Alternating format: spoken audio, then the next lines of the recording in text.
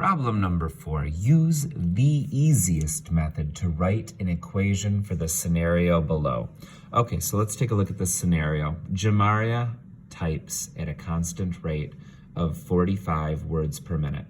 After 8 minutes, 480 words are on her page. So we need to write an equation for that, and we want to do it using the easiest method possible.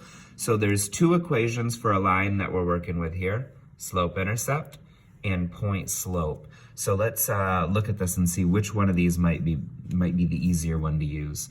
So when I see constant rate always means the same thing as slope. So our slope is 45, so our slope equals 45.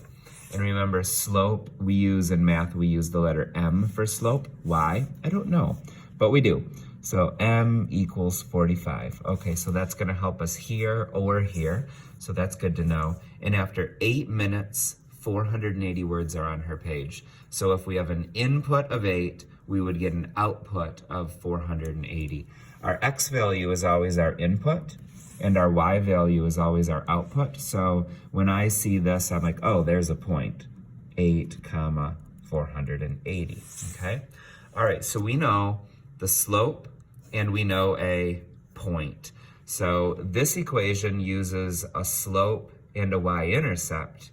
This equation uses the slope and a random point. And that's what we have right here. We have the slope and a random point. So we're gonna use this equation. So let's do it. So this would be our x1 and this would be our y1, because x value, y value. So let's put it into the equation. So y minus y1. So y minus y1, so y minus 480 equals, then the formula says to put our slope,